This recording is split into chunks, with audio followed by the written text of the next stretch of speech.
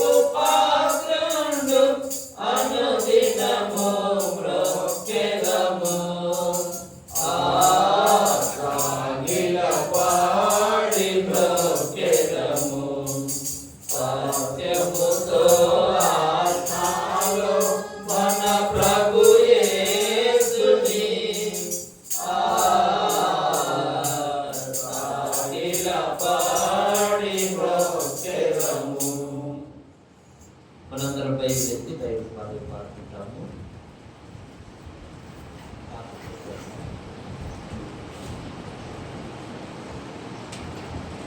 Telugu, Hindi, English పాడుకుంటాము. మొదటిగా తెలుగు, తర్వాత English, Hindi, తర్వాత ఇంగ్లీషు. పఠింప శ్రేష్ఠ గ్రంథము బైబిల్, పఠింప శ్రేష్ఠ గ్రంథము బైబిల్, అనుదినము పఠించిన ప్రేమ తోడ నడుపును. ఓ పఠింప శ్రేష్ఠ గ్రంథము బైబిల్, దునియా మే సబ్సే ప్యారే పుస్తక్ బైబిల్, दुनिया में सबसे प्यारा पुस्तक बाइबल, पढ़े जो उसका रोज पढ़ो, सामने कब तक कोई न हो। वो दुनिया में सबसे प्यारे पुस्तक Bible, the best book to read is the Bible, the best book to read is the Bible. If you read it every day, it will help you all the way. Oh, the best book to read is the Bible. ఈ ఉదయకాల సమయంలో మన ప్రభువును ఆరాధించే ముందు దేవుని వాక్యాన్ని వింటాము.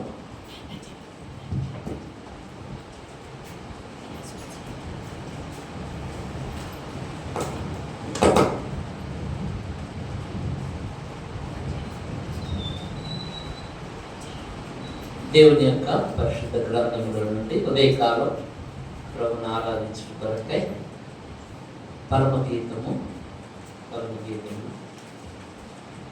2వ అధ్యాయము, పరమగీతము 2వ అధ్యాయం, పేజీ నెంబర్ 563,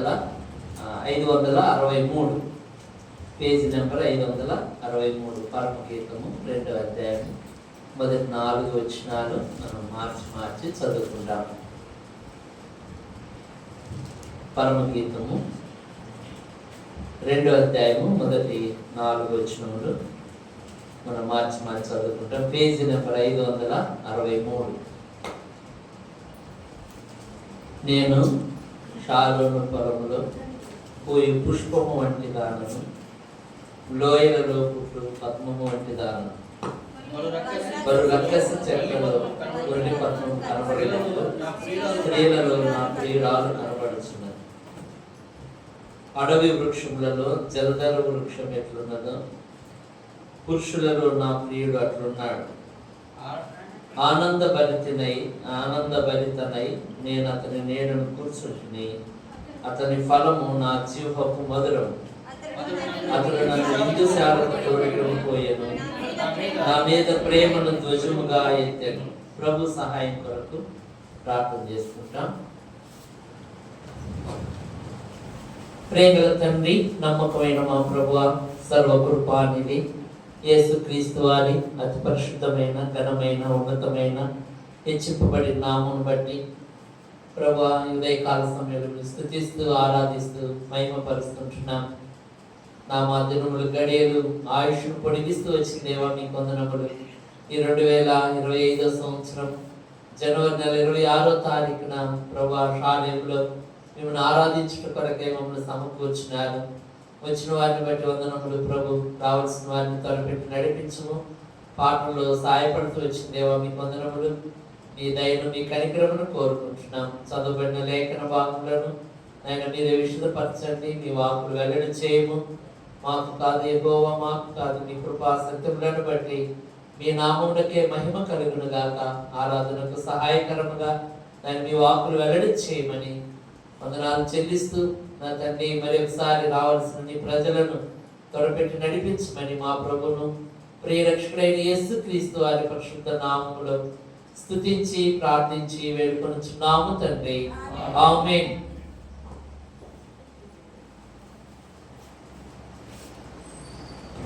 ఉదయకాల సమయము ప్రభు మనకిచ్చిన ఈ మంచి తరుణము. ఈ సమయాన్ని చూడక ఎంతోమంది భూమిని విడిచిపెట్టిన వారుగా ఉన్నారు. అయితే ప్రభు మనకిచ్చిన ఈ సమయంలో మన ప్రభుని ఆరాధించుట కొరకై ఇక్కడ పరమ గీతము 2వ అధ్యాయంలో మొదటి 4 వచనాలు. మొదటి వచనం చదవండి. నేను షారోను పొలములో పూయు పుష్పము వంటి దానను, లోయలలో పుట్టు పద్మము వంటి దానను. కనుక ఇక్కడ నేను అనే మాట ఎవరు అంటే ఈ రోజున రక్షింపబడిన మనము. మరి మనం బేరీజ్ వేసుకుంటే నేను షారోను పొలములో పూయి పుష్పము వంటి దానను. కనుక షారోన్ అనగా మైదాన స్థలమైన, షారోన్ అనగా మైదానపు. దేవుడు తన ప్రజలైన వారిని నిన్ను నన్ను వెలికి రక్షించి ఆ యొక్క షారోను పొలములో మరి పూయి పుష్పము వంటి దాననుగా దేవుడు చేసినాడు. యెషయా గ్రంథం 65వ అధ్యాయము, యెషయా గ్రంథం 65వ అధ్యాయము 10వ వచనం చూసినప్పుడు, యెషయా గ్రంథం 65వ అధ్యాయము 10వ వచనం, నన్ను గూర్చి విచారణ చేసిన పేజీ నెంబర్ 624, పేజీ నెంబర్ 624, యెషయా గ్రంథం 65వ అధ్యాయం 10వ వచనం. నన్ను గూర్చి విచారణ చేసిన నా ప్రజల నిమిత్తము షారోను గొర్రెల మేత భూమి అగును. కనుక ఈ లోకంలో ప్రభు భూమి మీదకి వచ్చినప్పుడు, ప్రభు వచ్చిన విధానం చూసినప్పుడు లోక పాపములను మోసుకొని పోవు దేవుని గొర్రె పిల్లగా వచ్చినారు. తర్వాత ప్రభు ఆ ప్రజలను చూసినప్పుడు వారు కాపరి లేని గొర్రెల వలె చెదరి ఉన్నందున వారి మీద కనికరం పడినారు. అట్లానే ఇక్కడ గొర్రెలు అనే మాట, షారోను అనే మాట, 3 మాటలు ఇక్కడ కనపడతాయి. మేత భూమి అగును. కనుక షారోను మైదానపు స్థలంలో దేవుడు ఏం చేసినాడంటే ఈ గొర్రెలను మేపుటి కొరకు మేత భూమిగా చేసినాడు. కనుక దేవుని బిడ్డలుగా ఇది మనం ఆత్మ సంబంధంగా చూసినప్పుడు, భౌతికంగా అయితేనేమో శరీర సంబంధమైన ఆహారము, ఆత్మీయంగా చూసినప్పుడు ఆత్మ సంబంధమైన ఆహారం. ఆత్మ సంబంధమైన ఆహారాన్ని దేవుడు మన కొరకు ఇచ్చినాడు. అదే రక్షణ, మారు మనసు, పాప క్షమాపణ పొంది దేవుని యొక్క నిత్య రాజ్యంలో దేవునితో ఉండేటువంటి గొప్ప శ్లాఘ్యత. కనుక ఇక్కడ మొదటిగా మనం చూసినప్పుడు నేను షారోను పొలంలో పూయు పుష్పము వంటి దానను, లోయలలో పుట్టు పద్మము వంటి దానం. ఎప్పుడైతే తన స్థితి ఇప్పుడు చూసినప్పుడు ఏ విధంగా షారోను పొలములో ఆ మేత కలిగినటువంటి స్థలములో మరి జీవిస్తా వచ్చినారో ఈ రక్షింపబడిన వ్యక్తి ఈ మాట చెప్తా ఉంటున్నాడు, నేను షారోను పొలములో పూయ పుష్పము వంటి దానను, లోయలలో పుట్టు పద్మము వంటి దానను. రెండో వచనం చూసినప్పుడు ప్రభు అంటున్నారు చూడండి, బలు రక్కసి చెట్లలో వల్లి పద్మము కనబడినట్లు స్త్రీలలో నా ప్రియురాలు కనబడుచున్నది. కనుక ఇక్కడ ఇద్దరు సంభాషణ ఎట్లా ఉందంటే, ఒక పక్కనేమో ప్రభు చేసిన మేలుని బట్టి మొదటి వచనములో ఈ యొక్క మరి షులమితి అట్లా ఉంది, నేను షారోను పొలములో పుష్పము వంటి దానం, లోయలలో పుట్టు పద్మము వంటి దానం అన్నప్పుడు ఇక్కడ ప్రభు వారు ఏమంటున్నారు చూడండి, మానవుణ్ణి బలు రక్కసి చెట్లలో వల్లి పద్మము కనబడినట్లు స్త్రీలలో నా ప్రియురాలు కనబడుచున్నది. కనుక దేవుడు తనకు మనలను ప్రియురాలుగా చేసుకున్నాడు. మూడవ వచనం చూసినప్పుడు 4వ వచనంలో ఈ యొక్క షులమితి ఏమంటుంది చూడండి, 3వ వచనం 4వ వచనం, అడవి వృక్షములలో జలధరు వృక్షం ఎట్లున్నదో పురుషులలో నా ప్రియుడు అట్లున్నాడు, ఆనందభరితునై నేను అతని నీడను కూర్చుంటుని, అతని ఫలము నా జీవకు మధురము, అతడు నన్ను విందుశాలకు తోడుకొని పోయాను, నా మీద ప్రేమను ధ్వజముగా ఎత్తినాడు. కనుక మొదటిగా మన స్థితి చూసినప్పుడు, మన స్థితి అంటే మన యొక్క స్థితి మేత కలిగినటువంటి స్థలానికి రాకముందు మన స్థితి ఎట్లా ఉందంటే, యెషయా గ్రంథం 40వ అధ్యాయము 6వ వచనం నుంచి చూసినప్పుడు మన స్థితి కనపడతా ఉంది. యెషయా గ్రంథం 40వ అధ్యాయము 6వ వచనం నుంచి, ఆలకించుడి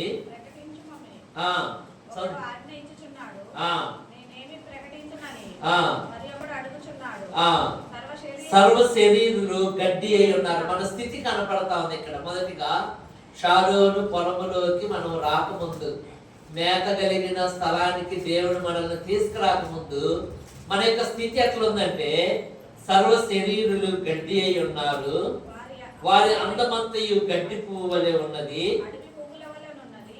వారి అందమంతయు అడవి పువ్వు వలె ఉన్నది. యెహోవా తన శ్వాసము దాని మీద ఊదగా గడ్డి ఎండును పువ్వు వాడును, నిశ్చయముగా జనులు గడ్డి వంటి వారే, గడ్డి ఎండిపోవును దాని పువ్వు వాడిపోవును, మన దేవుని వాక్యము నిత్యము నిలుచును. కనుక ఇటువంటి పరిస్థితుల్లో దేవుడు మనలను వెతికి రక్షించినాడు, తన బిడ్డగా తన స్వాస్థ్యంగా చేసుకున్నాడు. సర్వ శరీరులు గడ్డి అయి ఉన్నారు. మరి మధ్యలో 7వ వచనంలో 3వ లైన్లో, నిశ్చయముగా జనులు గడ్డి వంటి వారే, గడ్డి ఎండిపోవును దాని పువ్వు వాడిపోవును. ఇటువంటి స్థితిలో ఉన్నటువంటి మనలను ఆ ప్రభు వెతికి రక్షించి షారోను పొలంలోకి తీసుకొచ్చినాడు. కనుక మన స్థితిని ఇంకొకసారి కూడా మొదటి పేతురు పత్రిక 1వ అధ్యాయంలో, మొదటి పేతురు పత్రిక 1వ అధ్యాయము 24వ వచనం, సర్వ శరీరులు గడ్డిని పోలిన వారు, వారి అందమంతయు గడ్డి పువ్వు వలె ఉన్నది, గడ్డి ఎండును దాని పువ్వును రాలును, అయితే ప్రభు వాక్యం ఎల్లప్పుడూ నిలుచును, మీకు ప్రకటింపబడిన సువార్త ఈ వాక్యమే. కనుక ప్రియమైనటువంటి వారు, మొదటిగా చూసినప్పుడు మన స్థితి చూసినప్పుడు మనము సర్వ శరీరులు గడ్డిని పోలిన వారు, గడ్డి ఎండును దాని పువ్వు రాలిపోవును. ఇటువంటి స్థితిలో నుండి దేవుడు షారోను పొలంలోనికి తీసుకొచ్చినాడు, అంటే మేత కలిగినటువంటి స్థలాన్ని తీసుకొచ్చినాడు. రెండవదిగా చూసినప్పుడు మొదటిగా షారోను పొలం అంటే మేత గల స్థలాన్ని తీసుకొచ్చినాడు. రెండవదిగా ఆయన నీడలోకి మనల్ని తీసుకొచ్చినాడు. చూడండి, కీర్తన 91వ అధ్యాయం 1వ వచనం, కీర్తనలు 91వ అధ్యాయము, సర్వోన్నతుని చాటున నివసించువాడే, సర్వశక్తిని నీడను విశ్రమించువాడు, ఆయనే నాకు ఆశ్రయము, నా కోట, నేను నమ్ముకున్న నా దేవుడని నేను యెహోవాను గురించి చెప్తున్నాను. కానీ ఇక్కడ చూసినప్పుడు మహోన్నతుని చాటున నివసించువాడే, సర్వశక్తిని నీడను విశ్రమించువాడు కనుక ఆయన నీడలోకి మనల్ని తీసుకొచ్చినాడు దేవుడు. మొదటిగా చూసినప్పుడు మన స్థితి చూస్తే సర్వ శరీరులు గడ్డిని పోలిన వారు, లోకములో బలు రక్కసి చెట్లలో నా ప్రియురాలు కనబడుతున్నారు. బలు రక్కసి చెట్లు లోకములో, పాపములో, శాపములో ఉన్నటువంటి మనలను వెలికి రక్షించి మొదటిగా మేత కలిగిన స్థలాన్ని తీసుకొచ్చినాడు. రెండవదిగా నీడ, ఆయన నీడగా ఉన్నాడు కనుక ఎండ తగలకుండా మనకి ఏం చేసినాడంటే ఆయన నీడ. ఇంకో మాట చూడండి, కీర్తన 121 అధ్యాయము 5వ వచనం. కీర్తనలు 121వ కీర్తన 5వ వచనం. యెహోవాయే నిన్ను కాపాడువాడు, నీ కుడి ప్రక్కన యెహోవా నీకు నీడగా ఉండును. ఆయన నీడగా ఉన్నటువంటి దేవుడు. మొదటిగా మేత స్థలంలోనికి తీసుకొచ్చినాడు. రెండవదిగా ఆయన నీడగా ఉన్నాడు మనకు. మన యొక్క స్థితి ఎంతో ఘోరమైనటువంటిది. లోకంలో ఎన్నిక లేని వారు, గడ్డిని పోలినటువంటి మనలను ఆ ప్రభు వెనక్కి రక్షించి షారోను పొలంలోనికి తీసుకొచ్చినాడు. అంటే మేతగల స్థలాన్ని తీసుకొచ్చినాడు. రెండవదిగా ఆయన నీడలోకి తీసుకొచ్చినాడు. ఆయన నీడలోకి తీసుకొచ్చినాడు. ఇంకో మాట కూడా యెషయా గ్రంథం 25వ అధ్యాయం 3వ వచనం. యెషయా గ్రంథం 25వ అధ్యాయము 3వ వచనం. Beaker page number 587. బీకరుల ఊపిరి గోడకు తగిలిన గాలివాన వలె ఉండగా నీవు బీదలకు శరణ్యముగా ఉంటివి. దరిద్రులకు కలిగిన శ్రమలో వారికి శరణ్యముగాను, గాలివాన తగలకుండా ఆశ్రయముగాను, వెట్ట తగలకుండా నీడగాను ఉంటివి. ఎంత గొప్ప భాగ్యవంతులు చూడండి. మొదటిగా చూసినప్పుడు ఆయన మేతగల స్థలాన్ని తీసుకొచ్చినాడు. రెండవదిగా ఏం చేసినాడు? ఆయన నీడలోనికి తీసుకొచ్చినాడు.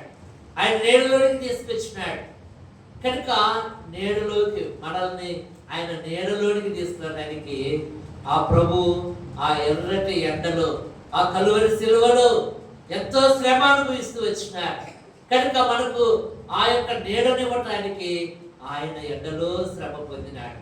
హెబ్రీయులకు రాసిన పత్రిక 13వ అధ్యాయం 11, 12 వచనాలు.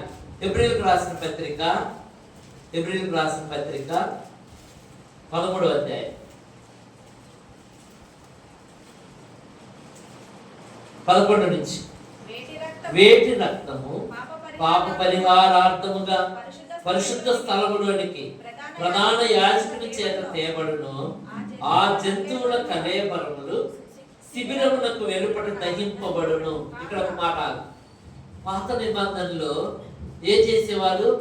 ఒక బలి పశువు వధించబడిన తర్వాత వాటి కళేబరములను శిబిరము వెలుపట దహించేవాళ్ళు కనుక అట్లానే తర్వాత వచ్చిన 12 వచనం. కావున యేసు ప్రభు వారు కూడా తన స్వరక్తము చేత ప్రజలను పరిశుద్ధపరచుటకై గవిని వెలుపట శ్రమ పొందిన. గవిని వెలుపట ప్రభు ఏం చేసినారు?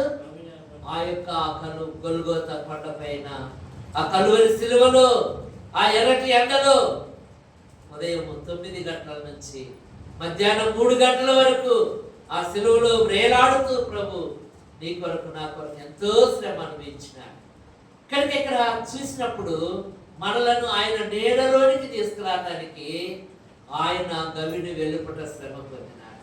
ఎర్రటి ఎండలో ఆ ప్రభు ఒక పక్క తలకు ముళ్ళ కిరీటం పెట్టబడి రక్తము దారులకు కారుతా ఉంది. గాయాలైన చేతులకు మేకులు కొట్టబడి గాయాలైన రక్తం కారుతా ఉంది. పక్కలో బెల్లపోటు పడవబడి రక్తం కారి నీరు గారి ఎంతో వేదన. కాళ్ళకు మేకులు కొట్టబడి ఆ రక్తము దారులుగా కారి ఎర్రటి ఎండలో దాహం అవుతా ఉంటే, దాహం అని అరుస్తా ఉంటే వారు చేతు చిరకను త్రాపించినారు కనుక ప్రియమైనటువంటి వారిని ఉదయకాల సమయంలో షారోను పొలములోనికి తీసుకురాబడిన నీవు నేను. షారోను పొలంలో ఏముంది? ఒకటి మేత ఉంది, ఆత్మీయమైన ఆహారాన్ని, జీవవాక్యాన్ని దేవుడు మనకి ఇచ్చినాడు. రెండవదిగా ఆయన నీడలోనికి తీసుకొచ్చినాడు. ఆయన నీడలోనికి తీసుకొచ్చినాడు. మనకు ప్రమాదం జరగకుండా, ఎండ తగలపోకుండా ఆయన నీడలోనికి తీసుకొచ్చినాడు. మూడోదిగా ఆయన ఏం చేసినాడంటే, చూడండి పరమగీతము 2వ అధ్యాయం 4వ వచనం. పరమగీతము, అతడు నన్ను విందుశాలకు తోడుకొని పోయెను. అతడు నన్ను విందుశాలకు తోడుకొని పోయెను. నా మీద ప్రేమను ధ్వజముగా, చూడండి నా మీద ప్రేమను ఏం చేసినాడంట, ధ్వజముగా ఎత్తినాడంట. ఆయన ప్రేమను, మూడోదిగా ఆయన ప్రేమ ఏం చేసినట్టు, ఆయన ధ్వజముగా ఎత్తినాడంట. కనుక ధ్వజం అంటే జెండా. ఆ జెండా కింద ఉన్నవారికి ఏ శిక్షా విధి లేదు. ఆ జెండా కింద ఉన్న వారికి నెమ్మది ఉంది, సమాధానం ఉంది. కనుక ఆ జెండా కింద ఉన్న వారికి ఏ శిక్షా విధి లేదు. చదవండి రోమా 8 మొదటి వచనం. రోమిలకు రాసిన పత్రిక 8వ అధ్యాయం మొదటి వచనం. రోమిలకు రాసిన పత్రిక, కాబట్టి ఇప్పుడు క్రీస్తు యేసు నందున్న వారికి, అంటే జెండా క్రింద ఉన్న వారికి ఏ శిక్షా విధి లేదు. కనుక ఆయన తన ప్రేమను మన పైన ధ్వజముగా ఎత్తినాడు. ఆ జెండా క్రింద ఉంచినాడు, శిక్ష లేకుండా చేసినాడు. యెషయా గ్రంథం 49వ అధ్యాయం 22వ వచనం. యెషయా గ్రంథం 49వ అధ్యాయము 22వ వచనం. ప్రభువగు యెహోవా ఇలాగు సెలవిస్తున్నాడు, నేను జనముల తట్టు నా చేయి ఎత్తుచున్నాను, జనముల తట్టు నా ధ్వజము ఎత్తుచున్నాను. వచ్చేదరు నీ కుమారుడు వారి భుజం మీద మోయబడు. కనుక ఇక్కడ నేను జనముల తట్టు నా చెయ్యి ఎత్తుచున్నాను, జనముల తట్టు నా ధ్వజము ఎత్తుచున్నాను. కనుక షూలమితి ఎంతో వివరంగా ఏమంటుందంటే, నా మీద ప్రేమను ధ్వజముగా ఎత్తినాడు. కనుక ఆ ప్రేమ ద్వారానే మనకు శిక్ష లేకుండా అయిపోయింది. కాబట్టి ఇప్పుడు క్రీస్తు యేసునందు ఉన్న వారికి ఏ శిక్షా విధి లేదు. జెండా క్రింద ఉన్న వారికి ఏ శిక్ష లేదు. ఎంత భాగ్యవంతులు చూడండి. ఇంకో మాట చూడండి, యెషయా గ్రంథం 5వ అధ్యాయం, యెషయా గ్రంథం 5వ అధ్యాయము 26వ వచనం. యెషయా గ్రంథం 5వ అధ్యాయం 26వ వచనం. యెషయా గ్రంథం 5వ అధ్యాయం 26వ వచనం, పేజీ నెంబర్ 572. ఆయన దూరముగానున్న జనములను పిలుచుటకు ధ్వజమునెత్తును, భూమి అంతము నుండి వారిని రప్పించుటకు ఏలగొట్టును. అదిగో వారు త్వరపడి వేగముగా వచ్చుచున్నారు. కనుక ఈ విధంగా దేవుడు మనలను పిలిచినాడు. ఆయన ఏల వేసి పిలిచినాడు, ధ్వజముడు ఎత్తినాడు. ఎంత భాగ్యం చూడండి. ఆయన దూరముగా ఉన్న జనులను పిలుచుటకు ధ్వజముడు ఎత్తినాడు, ఆ సిలువను చూపించినాడు. ప్రయాసపడి భారం మోసుకొనిచున్న సమస్త జనులారా, నా ఎద్దుకు రండి, నేను మీకు విశ్రాంతిని ఇస్తాడు. ఆ యొక్క సిలువ పైన ప్రభు ఎంతో శ్రమను అనుభవిస్తూ వచ్చినారు. 11వ అధ్యాయం యెషయా గ్రంథం 11వ అధ్యాయము, యెషయా గ్రంథం 11వ అధ్యాయము 10వ వచనం. ఆ దినమున ప్రజలకు ధ్వజముగా నిలుచుచుండు, యెషయి వేరు చిగురునొద్ద జనములు విచారణ చేయడు. కనుక ధ్వజముగా నిలుచుచుండు, యెషయి వేరు చిగురునొద్ద, అంటే ప్రభువైన యేసుక్రీస్తు వారు 11వ అధ్యాయం మొదటి వచనములో యెషయి మొద్దు నుండి చిగురు పుట్టును. ఈ చిగురు ప్రభువైన యేసుక్రీస్తు వారు.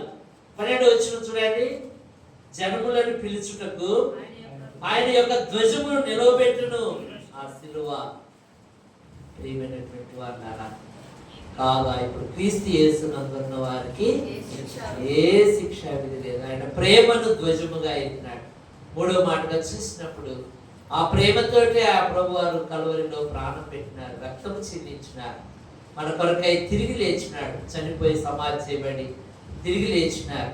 అపోస్తలులు వారు పరిచర్య చేస్తున్నప్పుడు అక్కడ దేవుడి వాక్యాన్ని వెదజల్లుతున్నటువంటి తరుణంలో ఒక సందర్భంలో అంటారు, 5వ అధ్యాయం 30వ వచనం. అపోస్తల కార్యములు 5వ అధ్యాయము 30వ వచనం. అపోస్తల కార్యములు చూడండి, మీరు మ్రానున వ్రేలాడవేసి చూడండి, వ్రేలాడవేసి సంహరించిన యేసును మన పితరుల దేవుడు లేపెను కనుక మీరు మ్రానుల వేలాడవేసి సంహరించిన యేసును. ఆ ప్రభువారు నీ కొరకు నా కొరకు ఆ మ్రానుపై ఆ శిలువపైకి ఎక్కినారు. ఆయన ధ్వజం ఎత్తినారు మన పైన. ఆయన ప్రేమను చూపించినాడు. మూడో మాటగా చూసినప్పుడు ఆయన ప్రేమను మన పైన ధ్వజముగా ఎత్తినాడు. నాలుగోదిగా చూసినప్పుడు 4వ వచనం, పరమగీతం 4వ అధ్యాయం 4వ వచనం, అతడు నన్ను విందుశాలకు తీసుకొచ్చినాడు. ఎక్కడ తీసుకొచ్చినాడు? మనం రక్షించి ఆ ప్రభు బలలో పాల్పొందే భాగ్యాన్ని ఇచ్చినాడు. కనుక విందుశాలకు తీసుకొచ్చినాడు.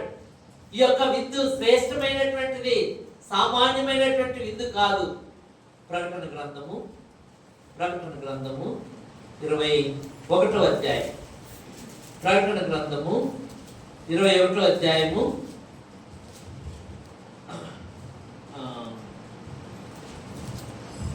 ప్రకటన గ్రంథం 19వ అధ్యాయం దయచేసి చూడండి.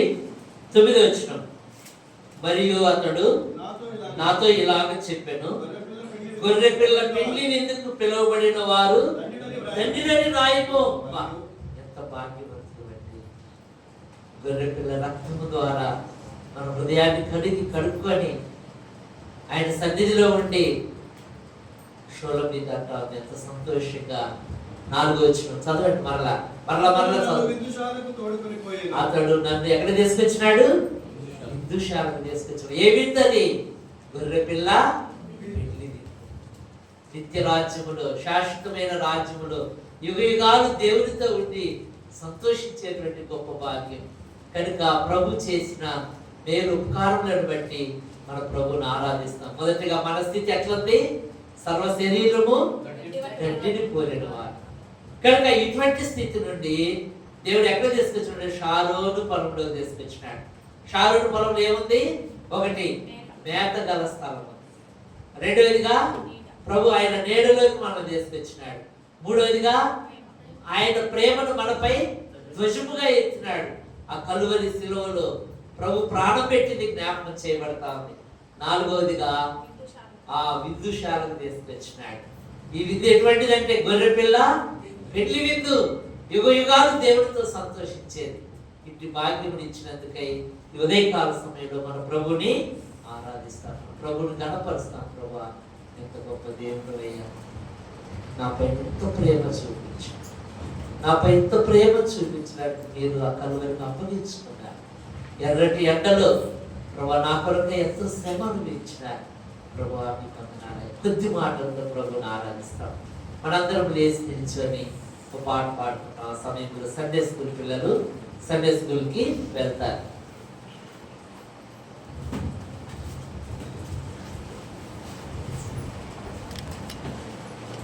రూబేనన్నా